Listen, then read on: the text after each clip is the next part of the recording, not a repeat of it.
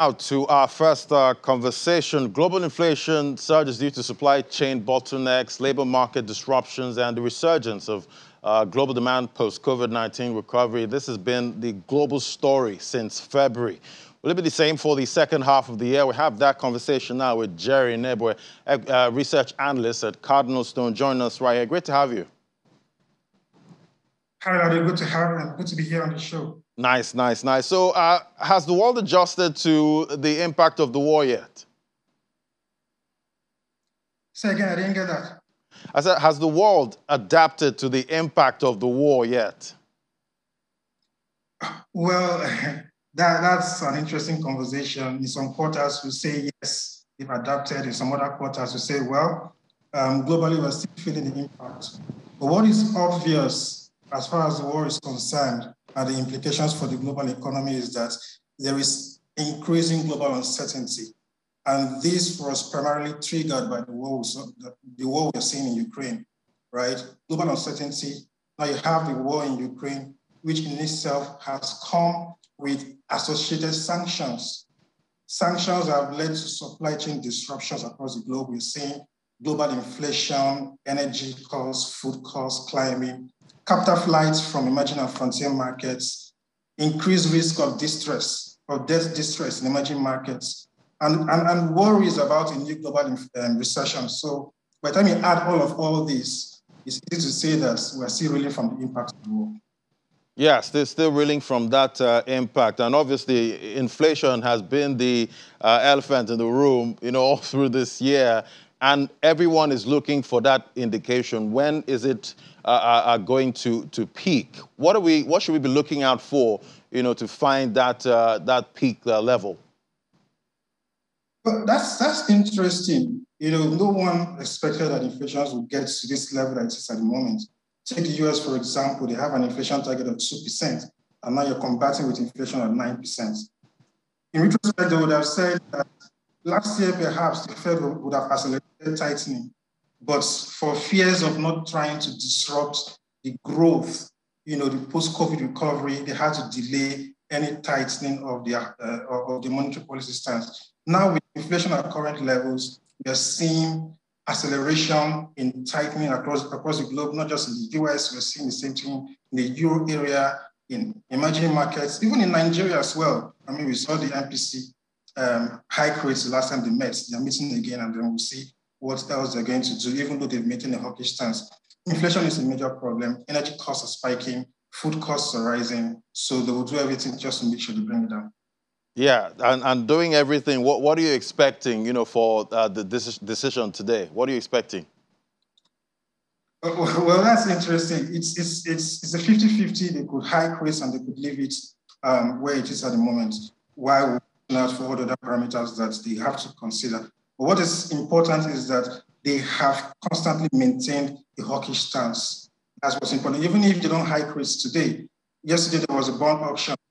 Rates were higher across the offered tenors at 60 basis points, 60 basis points on the short end, 50 on the mid end, and 60 on the long end. That's an indication of the direction that monetary policy is likely to get to. When you add high inflation, currency pressures, and naira weakness, so all of these points to a tendency for risk to be higher.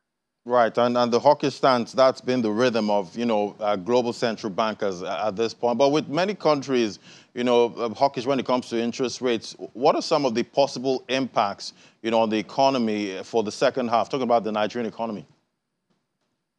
Yeah, with the tightening of global financing conditions, it typically would lead to high borrowing costs for governments, especially when you come down home to countries like Nigeria and other countries in the SSA region.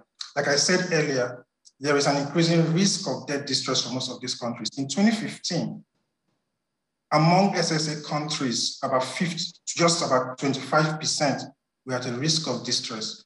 Now in 2022, you have over 50% at a risk of distress. Some already in distress, while others are at a very high risk of distress. What that means then is that these countries have to be able to access the global capital markets in order to balance their fiscal positions. But with tightening conditions, that makes it more difficult for them to be able to cope with all of this. And that's a major, major concern for Nigeria as well, given a high reliance on borrowings to be able to balance our fiscal budget. Yes, quite a major issue there. But how would you, assess growth of the Nigerian economy right now? Back to pre-COVID levels at all? Well, growth looks good, on paper, if I may. Looks good. I mean, we expect 3%. Last year was about 3.4%. In terms of actual activity levels, yes, we have surpassed, 2019 levels, before COVID. However, when we look at where we're coming from in 2016, before the recession, and I don't think we're anywhere near there in terms of actual activity levels. So if I paint the picture, before 2016, we're growing at 5%, 6%, 7%. Then the recession came and disrupted everything. In 2017, 2018, there was a recovery from recession, and we liked it. We were growing 2%, 2.2%. And then COVID came and halted that growth process. Halted the process, and now we are back to pre-COVID levels. So the real question is, when do we get back to where we're actually coming from? The original start point, which was pre-2016. Is it possible, or is our growth or actual activity levels at the moment the new normal? On paper, like I said, yes, growth looks good, but not yet at the level that we want it to be. And the other question that we also need to be able to address is the inclusiveness of growth, the sustainability of growth. So the growth that we are seeing at the moment, does it look good? Is it inclusive enough? Is it sustainable in such a way that can drive the long-term development of the country? That's the key question that we don't think is fully reflected in the growth numbers we're seeing. Yeah, quite a big question there. And also we've seen, increasing capital flight, from emerging markets. Is there hope at the end of the tunnel that we'll see some kind of reversal at some point? Well, that would have to come from an improvement, of global risk dynamics. Right? Currently, there's risk-off sentiment. Rates are in every other country in developed markets. So what's the point of staying in emerging markets where the risk, premium may not be satisfied for foreign investors? Right, but until we see inflation coming down, the fears of global recession deepening, then we'll probably see a relaxation from the point of view of foreign investors. But at the moment, uncertainty is high, the risk is there, and so there's likelihood that there'll be more intensity in terms of capital flight.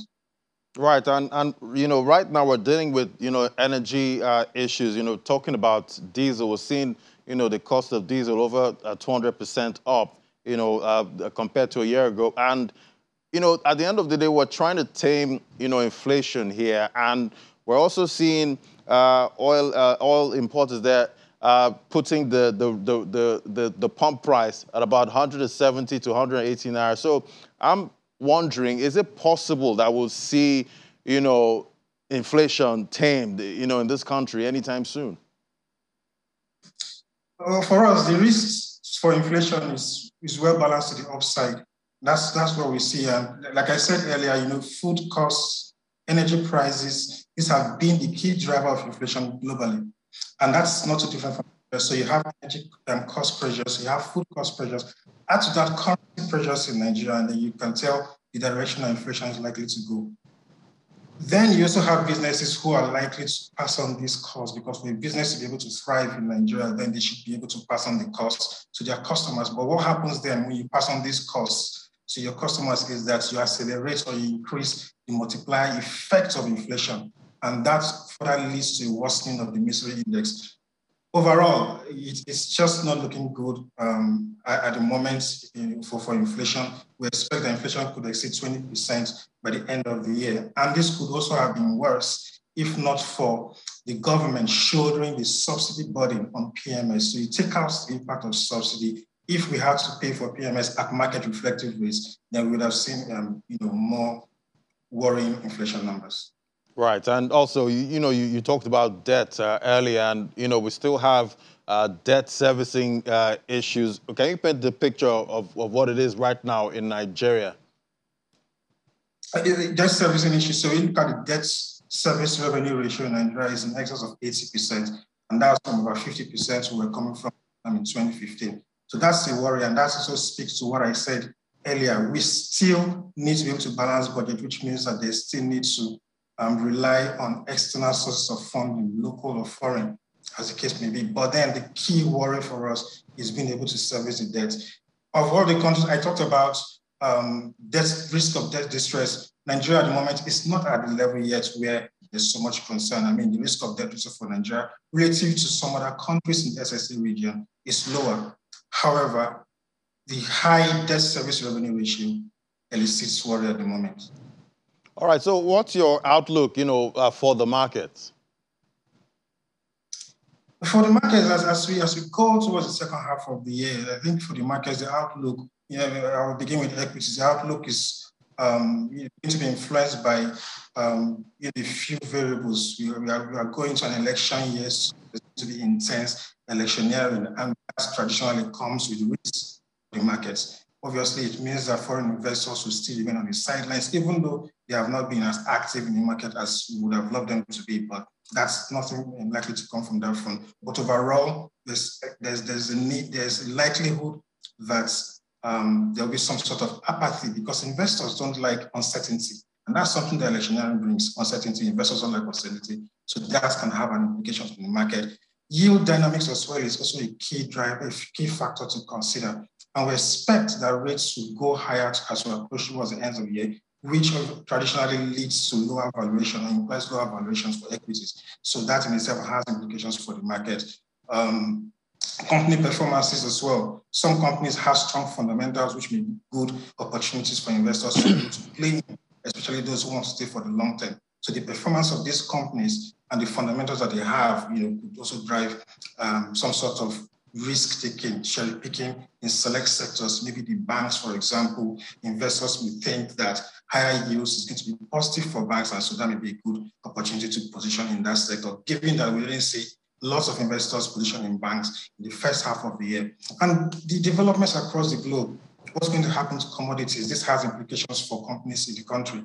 The oil palm producers likely to benefit from the rally we've seen in CPO prices. But then the importers, those who depend so much on commodities, or on imported commodities, commodity raw materials, are likely also to bear the brunt, of higher commodity prices, in addition to FX challenges in the FX market. So these are some of the considerations that we have as we go into the second half of the year.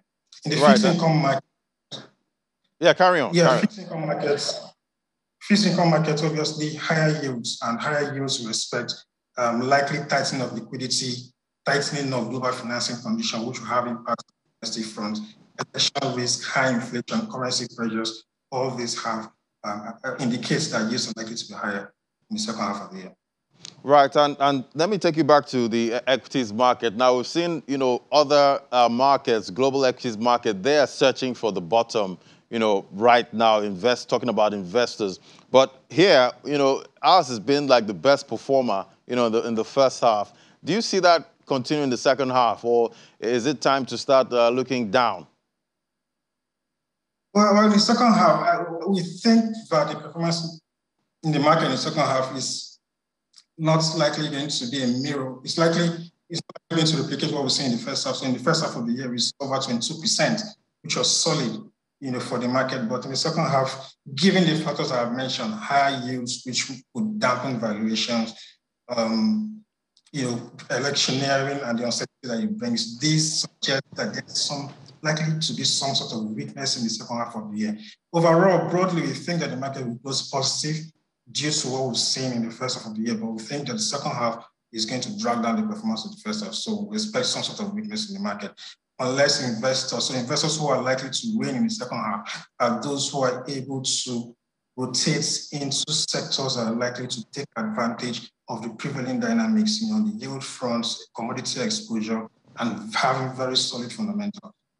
Right, and even though the first half was quite challenging, yet we saw, that performance. But what investment opportunities are you seeing, in the equities market going into the second half? Yeah. So like I said, we see opportunities for banks, for example, higher yields positive for them because we did an analysis and we discovered that a 100 basis point increase in assets of banks could lead to about 17 to 18% increase in interest income. which is solid looking at where they're coming from last year, because most of the banks complained of the impact of low yields on their books. So yes, we expect that higher yields will be very positive for banks, as we go into the second half. So that's one of the sectors that we favor. We also think that the oil palm producers are likely also to continue to benefit from the rally that we've seen in CPO prices since the beginning of the year. Even though there are concerns, there are indications that commodity prices are tapering in terms of the rally, but that's only relative to the first half of the year. If you look at the performance relative to last year, we think that there is some opportunities that, for these companies. All right, Jerry, all eyes are on the second half, at this point. And today, all eyes on the MPC to see what the decision is going to be. Thank you so much, Jerry Nebwe, research analyst at Cardinals. It was great having your perspective on the program. Thank you for having me. All right, now after the break, commodities market update is next. Do stay with us. This is Business Morning.